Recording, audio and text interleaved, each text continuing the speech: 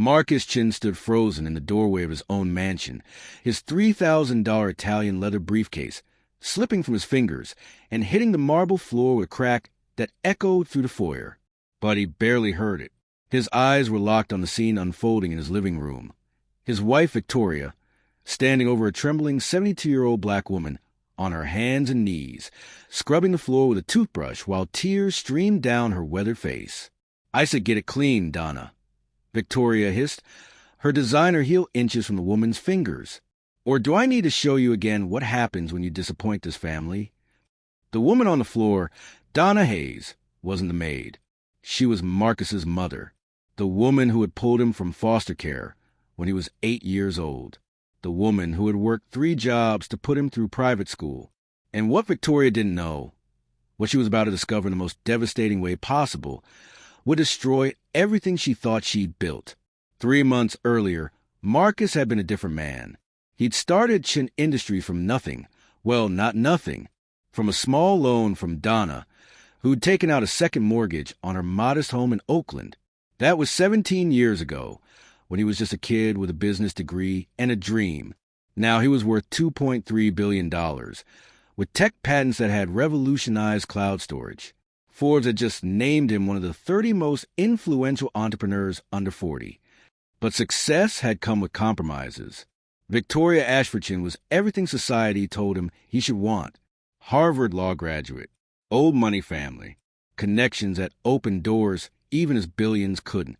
When they'd married 2 years ago, it seemed perfect on paper. She was beautiful, polished, sophisticated. She knew which fork to use at state dinners. She could small talk with senators and CEOs. What Marcus hadn't known was what she really thought about where he came from. "I need you to understand something," Victoria had told him 6 months into their marriage, her voice careful and measured. "Your mother is wonderful, truly, but when we're hosting investors or when my parents visit, maybe she could, I don't know, stay in the guest house?" Just during those times, Marcus had felt something cold settle in his stomach, but he'd pushed it down. "The guest house? Mom lives here. This is her home." "Of course. I'm not saying permanently. Just, you know how these people are. They have expectations. And Donna, bless her heart, she's just so black." Marcus had finished, his voice dangerously quiet. Victoria had laughed, that tinkling sound she used at cocktail parties. "Don't be ridiculous, darling. I'm saying she's working class. She uses the wrong grammar sometimes. She doesn't understand these social situations. It reflects on you, on us." Marcus had told himself she meant well, that she was just anxious about fitting in with his new world. He'd told himself a lot of things, but he'd also started noticing other things. The way Victoria's smile would freeze when Donna entered a room. The way she'd subtly redirect conversations if Donna tried to join them during dinner parties. How she'd introduce Donna as the woman who raised Marcus instead of Marcus's mother, like she was hired help rather than family. Then came the incident with the jewelry. 2 months ago, a $40,000 diamond bracelet had gone missing from Victoria's dresser. Marcus had come home to find Victoria interrogating Donna in their bedroom. Security footage pulled up on her laptop. "I can see you wanting to put away laundry at 2 p.m., Victoria had been saying, her voice sharp. The bracelet was there at 1:30. By 3 p.m., it was gone. Donna's hands had been shaking. "Mrs. Chun, I only put the laundry in your closet. I never touched." "Are you calling me a liar?" Marcus had intervened, his voice tight with anger he was trying to control. "Victoria, stop. Mom would never." "Your mother," Victoria had said, emphasis cruel, "is the only person who had access. Unless you think I'm so stupid I'd accuse her without reason." The bracelet had turned up 3 days later in Victoria's gym bag. She'd put it there herself and forgotten. She'd offered a half-hearted apology that felt more annoyed than genuine. "Well, thank goodness that's cleared up, though you can see why I was concerned, given the statistical correlation between." "Don't." Marcus had cut her off. "Don't finish that sentence." But he still hadn't seen the full picture. Not until today. Marcus had left for a business trip to Singapore that morning, His private jet had been scheduled to depart at 6 a.m., but 20 minutes after takeoff, his CFO had called with news that their biggest investor meeting had been moved up by a week. They needed Marcus back in the Bay Area for prep. The plane had turned around. He'd texted Victoria that he was coming home, but she hadn't responded. He'd figured she was in spin class or getting a massage. He hadn't expected to find his mother on her hands and knees, sobbing. Now, standing in that doorway, Marcus felt 17 years of carefully constructed civility shatter like glass. "What?" he said, his voice so cold that Victoria spun around, her face draining of color. "The hell is going on in my house?" Victoria recovered quickly. She was good at that. "Marcus, you're home early. I was just..." Donna spilled red wine on the Persian rug, the one my mother gave us. "I asked her to clean it properly, and she's being difficult." Marcus's eyes went to his mother, who wouldn't look at him. Her knees were red and raw. Her hands were shaking. "Mom," he said gently, "stand up, please." "Marcus, she needs to finish." Victoria started. "I wasn't talking to you." His voice could have cut steel. Donna slowly got to her feet, wincing. Marcus saw bruises on her arms. Old ones yellowing at the edges. New ones, purple and fresh. "How long?" he asked his mother. "Baby, it's fine, I just..." "How long?" Donna's voice broke. "Since about 2 months after the wedding." The room tilted. Marcus felt like he might be sick. She said, Donna's voice was barely a whisper. "She said if I told you, she'd make sure I never saw you again. She said she'd tell you I was getting too old, that I was confused, that I needed to be in a home. She said with her family's lawyers, she could make it happen."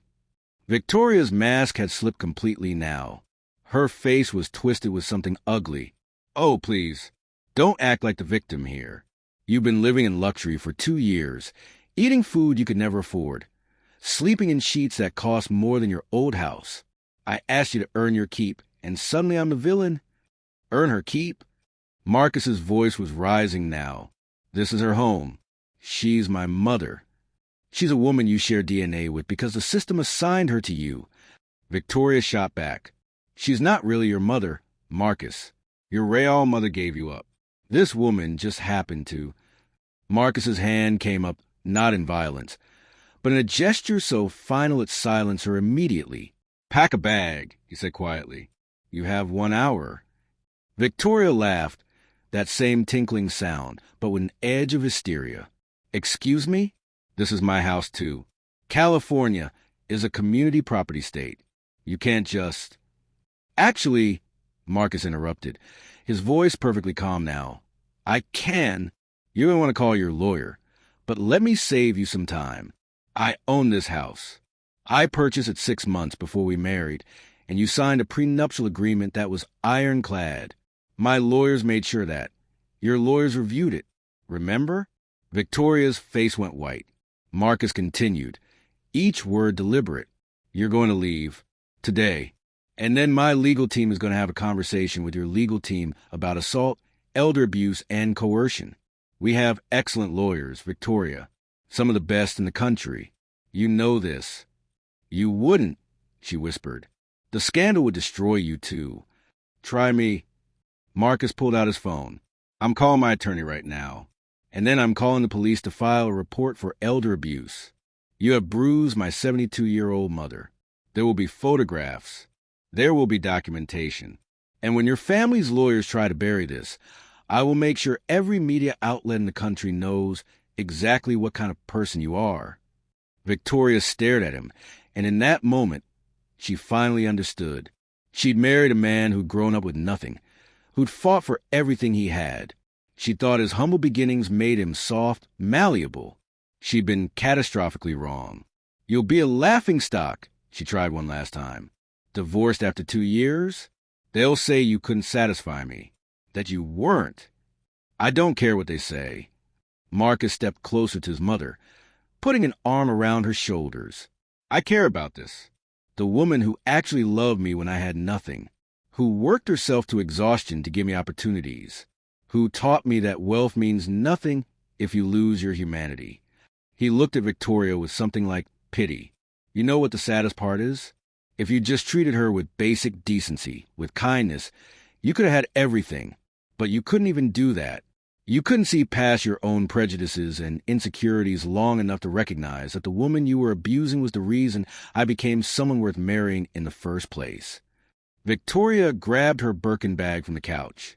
At the door, she turned back one last time. You're making a mistake. My family, your family, Marcus said softly, should have raised you better. After she left, Marcus gently led his mother to the couch. He knelt in front of her, taking her bruised hands in his. I'm sorry, he whispered. I'm so sorry I didn't see it. I should have protected you.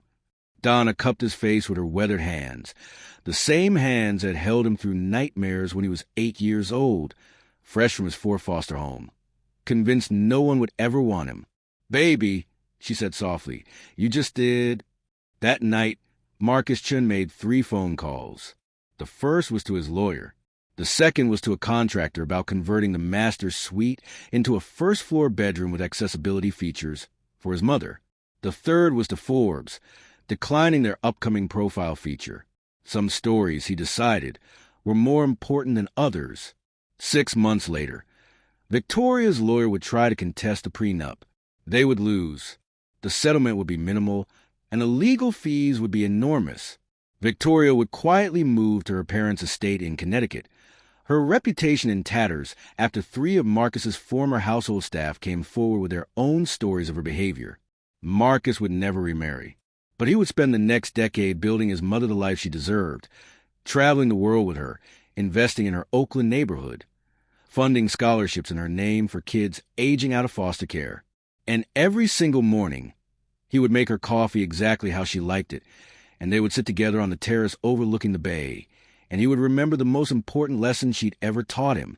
Family isn't about blood or paperwork or what society tells you matters. It's about who shows up, who stays, who loves you when you have nothing to offer but yourself. And that, Marcus Chen had learned, was worth more than any fortune he could ever build.